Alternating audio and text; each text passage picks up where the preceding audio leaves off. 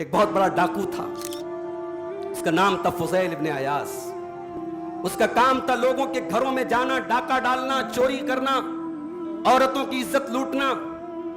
एक मकान की छत पे चढ़ा डाका डालने के लिए। रात का वक्त था, कोई अल्लाह का बंदा अपने घर में कुरान पढ़ रहा था और कुरान की यही आयत, सूरह हदीद की आयत नंबर 16 उस कुरान पढ़ने वाले की जुबान पर जारी हो गई।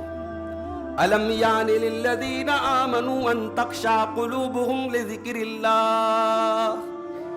ऐ ईमान वालों, क्या भी वो वक्त नहीं आया कि अल्लाह के कलाम को सुन करके तुम्हारे दिल पिघल जाएं? जब कुरान की आयत फुज़ैल इब्न अयास के कानों में पड़ती है, फुज़ैल डर जाता है और कहता है कि अल्लाह, और आज वो वक्त आ चुका है। आय अल्लाह, मैं ये क्या करने जा रहा हूँ? आय अल्लाह, तेरे बंदों को लूटने और मारने जा रहा हूँ। आय अल्लाह, आज वो वक्त आ चुका है तेरे कलाम को सुन करके मेरा दिल पिघल जाए।